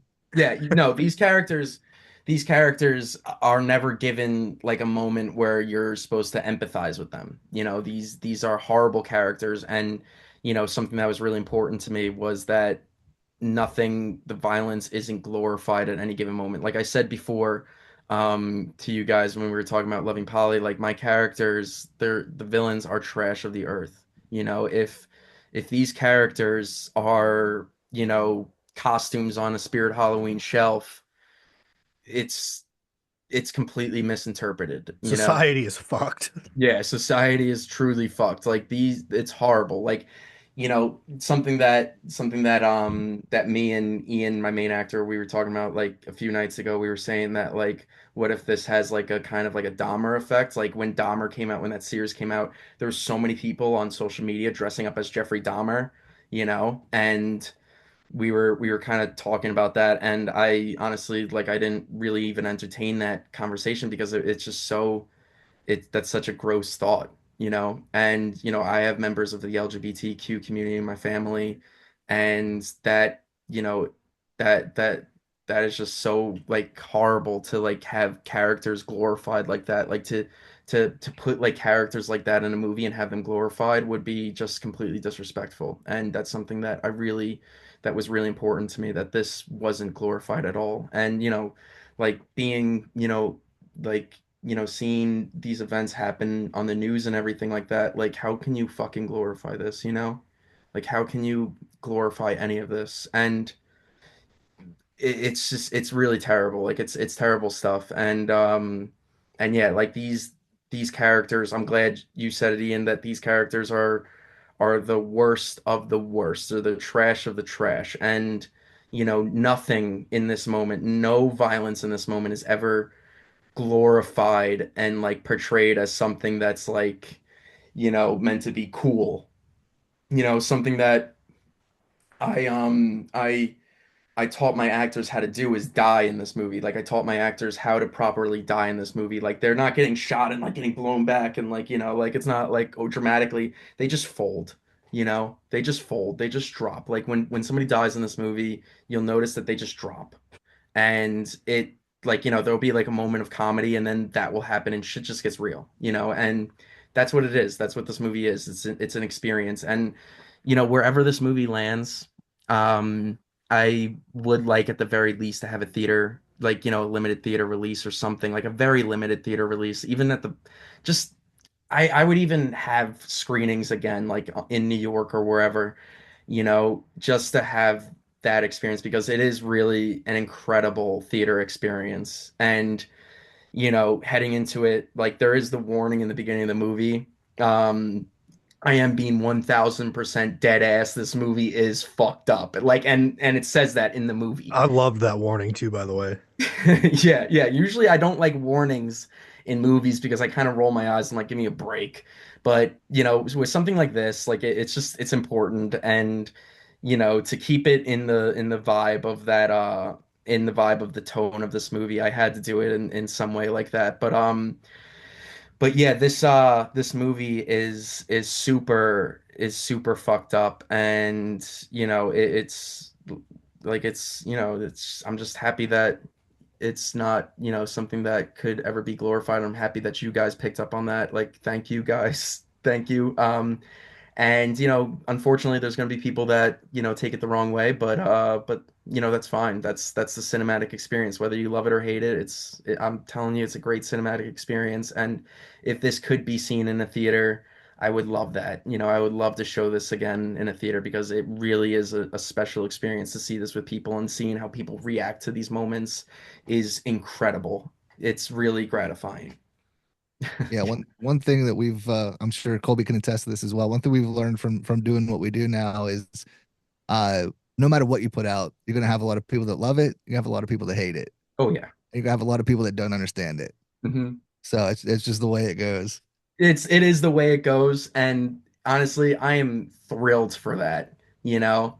Like I am excited to see people hate this. I'm listen, like that's something that I've been saying with my films is that I want it to be loved or hated, because if it's just a meh experience, if it's just an okay experience, then you didn't really succeed as a filmmaker because it's something that you could be talking about like for like and arguing about and debating about whatever for like weeks to go on to for like weeks at a time, and that is truly a cinematic experience, something that you can really take into your own life, and I feel like that's something that is at stake with Hollywood and everything like that. And not to sound cliche or too like pretentious with getting into all that, but like it is true, and that's something that was also very important to me is that like to really walk away from this movie feeling some sort of way and not just having a forgettable experience. And I'm glad that so far from what I've got from screenings and everything like that, people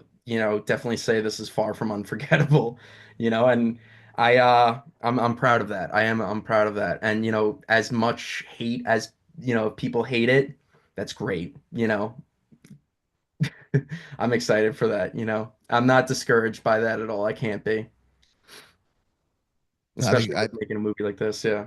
yeah, I'd say you definitely succeeded because yeah, I think love it or hate it, like you're gonna feel something with this Mhm. Mhm. movie. Yeah. Yep. Absolutely. Now, another big question. Have you heard anything else about like streaming or where this is going to land? No, no, not really. Because it's getting so much attention online. Mhm. And I've definitely had, some people follow me and I have people knocking on some doors and seeing like, if they could get something done with this movie because, it is getting a lot of attention online, and there's a lot of people talking about it, and there's a lot of people who want to see it.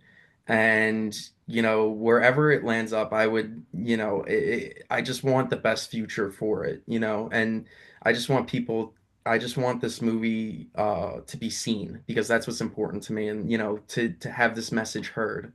And I think that that's what is mostly important to me right now when seeking out distributors and anything like that, because I honestly, like, I would love to go to like something like Screenbox, Shutter, wherever, IFC, whatever, like any of those. I would love it. I would love it. I would absolutely love it, and that would be awesome. Just wherever people could have it be seen. And like I said earlier, like if we could get like just like a special screening, one night special screening, or like a little limited release just for a weekend, that would be amazing, because people really do have an incredible experience watching this movie, whether it's good or bad, and I say incredible, that it's incredible that the fact is that you could really see these reactions, and it's a cinematic experience. And to see it in your living room is great too, because it's really going to make you afraid to go outside, like how like Jaws made people afraid to go in the water. This is going to make you afraid of spaces, and shit like that. And it really, it's a great reminder that this shit is happening, you know? And Hmm. so, like I said, wherever it could be watched would be, and accessible to the amount of people that I want it to be seen would be incredible. That's what's mostly important to me. I love that. Hmm. Yeah. Yeah, absolutely.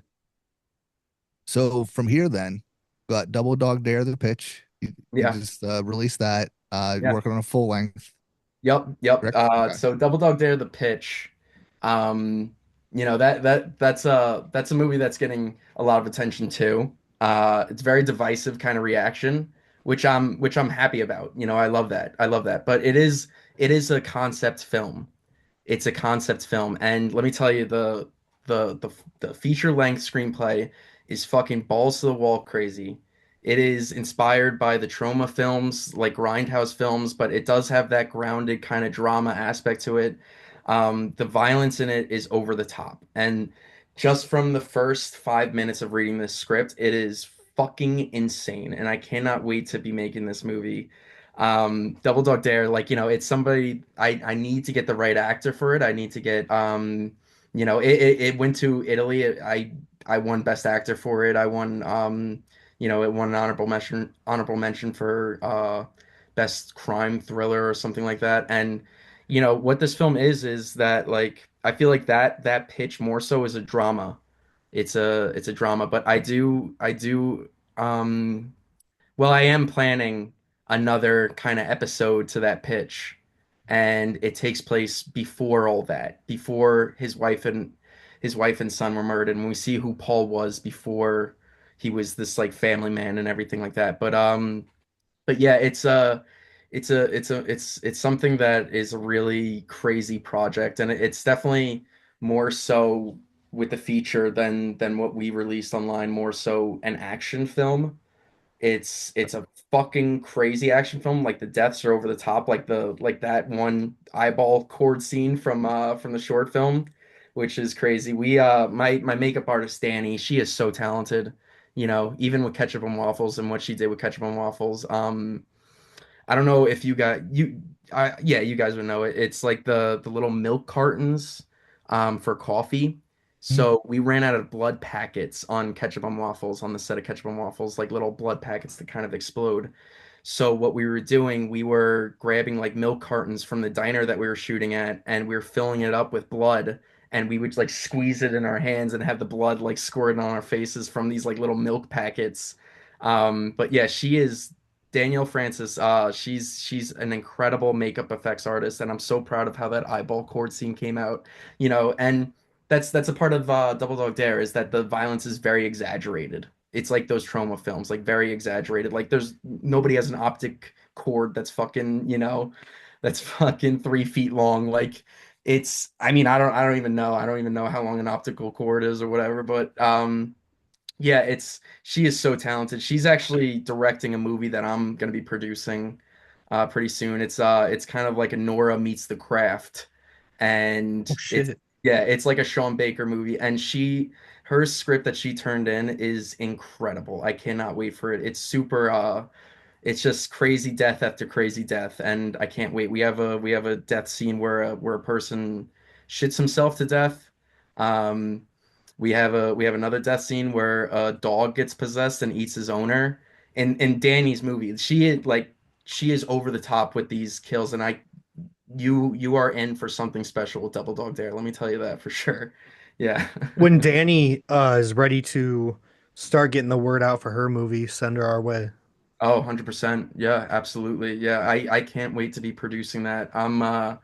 I actually am playing a character in that movie. I'm playing a cross-dresser called Pepto Bismol. It's the play on Pepto Bismol. And it's I'm like kind of like a TikTok personality who brings like local news and drama, and I'm bringing the drama that just makes you want to shit yourself, makes you want to crap yourself. So here's Pepto Bismol for the for the cure, whatever. That's But amazing. but yeah, she's her movie is going to be something great. It's going to be incredible, and I can't wait. My production company with Double Dog Dare and that, like, Young Fisherman Films, is you guys are in for it. I'm hyped for both. Yeah. Absolutely. That Yeah, sounds yeah, great. yeah, for sure. So so yeah, all that then will lead us into our two favorite questions of every episode. So I'll kick off the first one and I'll kick it over to Colby for the second one. So with all this talk of upcoming movies and things in production, it's more so a request as opposed to a question. But if you ever need two guys to kill off in a movie, hit us up. Awesome. Awesome, for We're sure. always looking for new films to be corpses in. So Oh, for sure. I would love that. Yeah, guys, I'll get you out here to New York or LA, wherever we shoot Double Dog, and I'd love that. I'd love that. I'd absolutely love to have you guys in that, for sure. hell yeah, Request granted. awesome. Can't Yep. can't Fuck wait. yeah. Looking forward to it. And then the other question we love to ask, if you had an unlimited budget, you had the rights to literally anything, what is something that you would do a remake, reboot, or a sequel to? Godzilla. I Fuck would I yeah. would I would make my Godzilla movie. With Call Legos back and to when all. I was a little kid. And I've been thinking about this Godzilla story for years and years and years. And I know exactly where it would take place. I know when and where, and I know exactly how tall Godzilla would be. It's been on the back of my mind for ages, and I would make it exactly how they made it back then with the rubber suits and the miniatures, and it would definitely be touched up, and I would use puppetry and everything like that, but I guarantee you it would be something special. It would be something really special. And you know, I have it would be like a period piece, like how Minus One was. I don't know if you guys saw Godzilla Minus One. So good. I think that's the best movie within the past 10 years, in my personal opinion. Um, I think that would just be my dream come true. It's like the full circle moment for my life, I feel like. And I honestly, I'll give you a little tidbit. It would be set in 1950s LA, and be post World War II. People know who Godzilla is, and America has their own 1950s s futuristic technology for it, and it would be something great. That's something that I would love to do, is a Godzilla movie. You know, That'd be gnarly. Hell yeah. I yep, think for that's the sure. first time we've gotten a Godzilla movie for an answer. I think so. Yeah. Yeah, I mean, it's just Godzilla's my guy. That's my guy. I got a Godzilla minus one poster right there. Um, I got one little character. I got Mecha Godzilla right here. You Hell see, like, yeah. the blood on him that I used to put on him when I was a kid and stuff. Yeah. Um, but yeah, I'm a big Godzilla guy. Yeah. So, and it would definitely be pretty crazy. It would have to be bloody as hell. Like, I would want these fights to be bloody as hell. So, yeah, Cool. I'm in. Godzilla. That needs to happen. hmm So before we wrap it up, then there's a segment we haven't touched on in a while. Is it It's the comments? our comment section. That's perfect because I wanted to bring one up to John. Oh, okay. I'll let you go first then, because I have one that's unrelated to the topic. Dude, the lady that called you a beta male on What the Chuck's hell? post. What the hell? So I was out at a birthday party the night before. I am super hungover and open up my phone. That's the first thing I see is a lady calling me a beta. Who? Who is this lady? She's like, I went in hard as fuck on her. yeah, you did. You roasted the shit out of her. You leathery skin. And I was like, holy shit. She listen, she like you could tell she felt bad because I was like, what the hell, lady? Like beta. I was like, I I and if like she was her getting oh go ahead. yeah, no, so her age, like it just didn't like it like threw me off. Like I feel like I wouldn't be called beta by a woman from her age. And not to assume her age, but it just didn't look like that type of person. So that's No. what threw me off too. But I had a good laugh about it. I loved it. I thought it was fucking amazing. Dude, I when I clicked on her profile picture, I couldn't fucking believe it. But yeah, I went in hard on her. I had a fucking clap back ready if she got attitude with me again. But yeah, you can tell she like kind of felt bad and kind of backed off. But Yeah. I was gonna make another comment with like the number to like her flower fucking business Oh and shit. like Yeah. say some goofy shit about Yeah. her. I'm not like I'm not that type of person that engages with stuff. Like I've engaged with a couple hate comments here and there, like under Double Dog or Ketchup and Waffles video that Chuck put out or one of you guys put out, but like just find it hilarious. Like these Instagram comments, these personalities, these people are so funny. They're It's so part of my funny. it's one of my favorite things about content creation is fucking trolling the trolls. Oh, you guys fucking love trolling the trolls. Dude, it's You so guys fun. really fucking love trolling the trolls, especially Chuck. Chuck really goes at Yeah. Like like that Chuck. like the Yeah. before we go to yours, Ian, because Yeah. I'm excited to hear yours. But my favorite one, I just thought of it, was when that dude told me to be tough in real life and then Yes. blocked me before I could fucking respond. What was that? Was that under one of mine? Was that No, under? this was an Australian film called Mhm. Daddy's Little Girl. And some lady, because it's about like it's a torture film about this dude's little daughter was like raped and fucking murdered and shit. So she was 7 years old or 6 years old. So he finds the guy who did it, ties him up in his basement, and tortures him for fucking 6 straight days. And some lady commented, she was like, "We need to leave it for our savior or something for justice or something like that." And all I replied was, "Shut up." Or I said, "LOL, shut up." Yeah. And then some guy like talked shit and he was like, "How about you be tough in real life or something?" And I forgot what I fucking had typed up and I went to hit send and like it wouldn't work. I was like, "No." Yeah.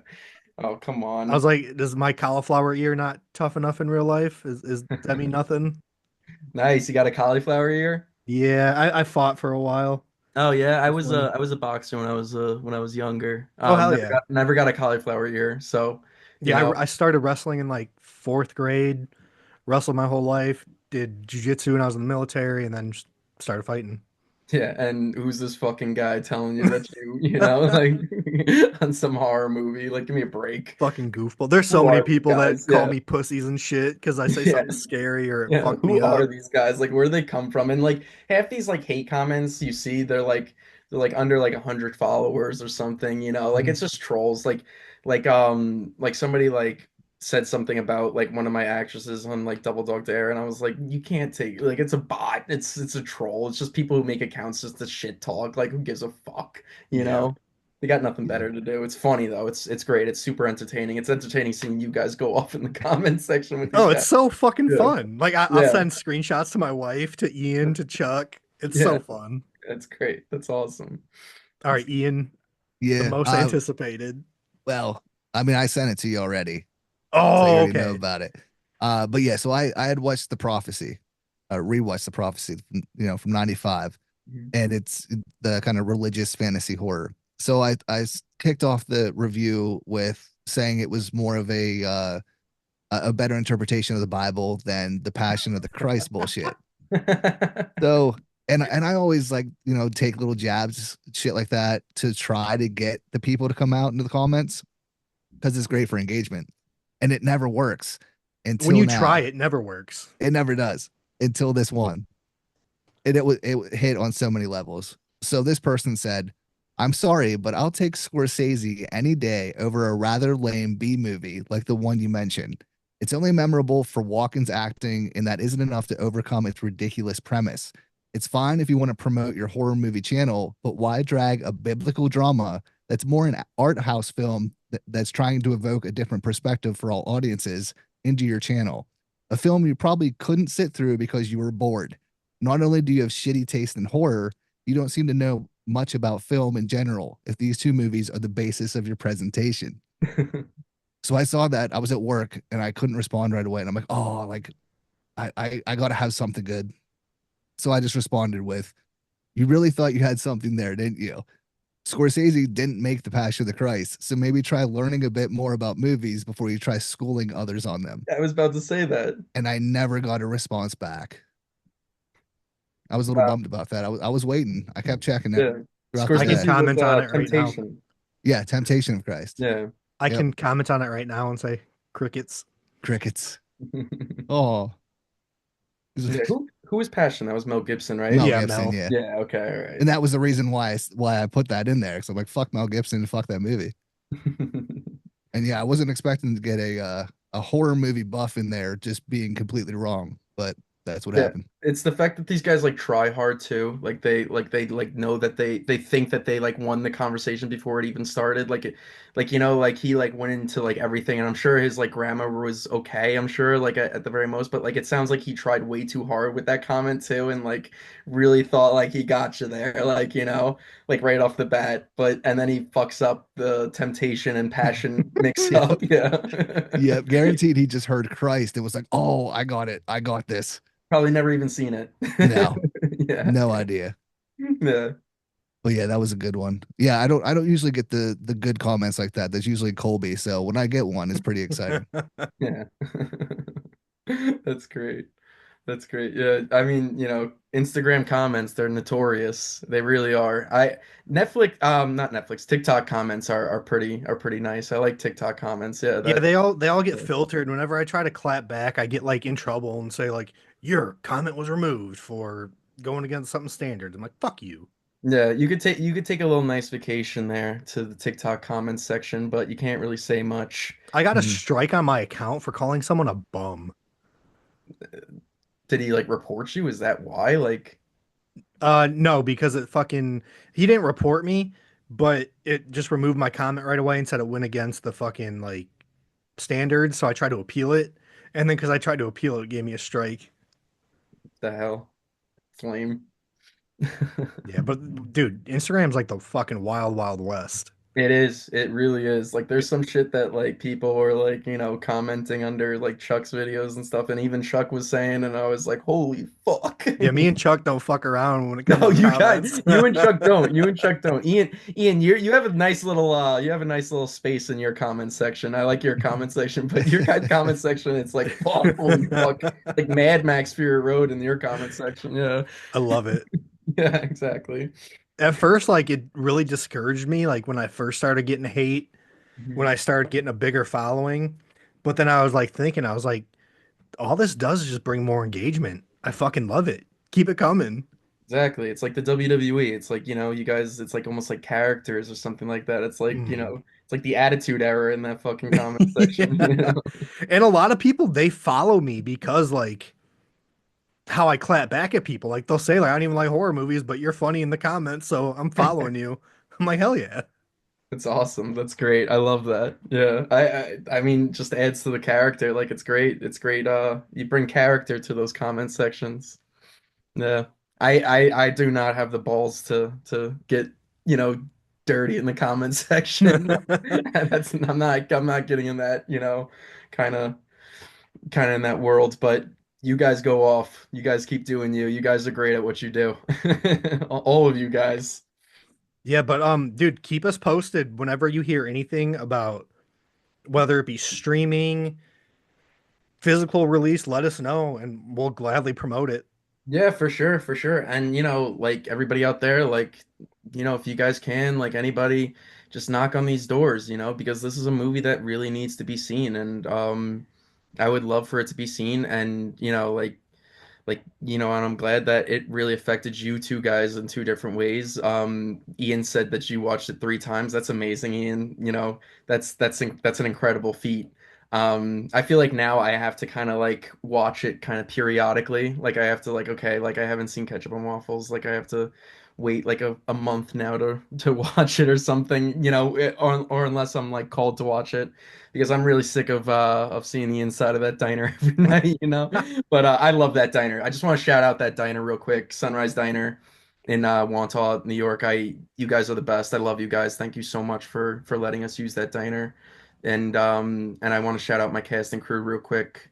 You guys are awesome, and I'm glad that you guys are all family. And I really love you guys. And there's no Ketchup and Waffles without you guys, and without you guys at the diner. So thank you guys. Thank you. We want to thank you for taking time out to come hang out with us, man. Yeah, It's been a my blast. pleasure. It was my pleasure, guys. It was great talking to you guys. I love your guys' content. Can't wait to see more of your content. I definitely have my friends all following you guys now. They love your stuff, and we're like ever since you guys made your Ketchup and Waffles videos, we've been like sending each other your videos, and we're like, oh look, I guess we got to watch this tonight. I guess we got to watch that tonight. So, and thank you guys for what you do. Thank you for bringing attention to Ketchup and Waffles. Thank you for bringing attention to all these independent films because you guys are really doing, you guys are really the Justice League of independent horror cinema, and that everything has just meant so much to me, and I'm so grateful for you guys, Chuck, everybody else, Shane, everybody, everybody. So Shane. yeah, the guy's awesome. I love Shane too. He's a Shane's good great. dude. But if Yeah, you he Really is. is. also, if you ever want to come back on here and just talk horror, like a certain topic, let us know because you're welcome on here anytime. Yeah, yeah, for sure. And whenever you guys want to have me back, just send me a request on Instagram, whatever, hit me up, For and sure. I'll gladly be back on here. I love talking horror movies with you guys. Hell Yep. yeah.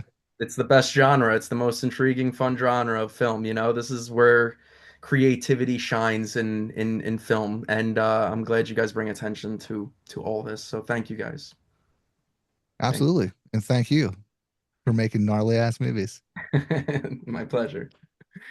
So again, John, thank you so much. We appreciate you. Uh, I'll put all the social links, the links to your films that are on YouTube, where to find them. All that will be in the show notes, along with all of our links. So again, if you're not in the Facebook group, the Discord, check out the merch. All that information is in the show notes. Oh, my new So shirt should be coming soon. hell yeah, it should be, yeah. So anything to add before we roll out of here, Colby? Dude, I'm just pumped for everybody to experience this film, and I'm excited to see how divisive it's going to be, what side people take, whether it be funny, it's going to impact them like me, or they're just going to fucking hate it and think it's like exploitative, which it's not at all. Yeah, I mean that's from day one. Once I started writing the script, I was so pumped for all that. So can't wait. It's getting closer and closer. We're the closest we've ever been to having Ketchup and Waffles out there in the world. So stay tuned. Oh, also, I'm going to be at the Milwaukee Horror Con next Saturday on the 15th. So if you're there, come find me and say hi. Hell yeah. All right. Well, again, John, thank you so much. Everyone, check out his films. Be on the lookout for Ketchup on Waffles.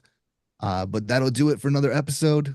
So thank you all for watching, listening. We appreciate you. Stay safe out there, and we'll see you next week. What if everything you know is someone else's dream?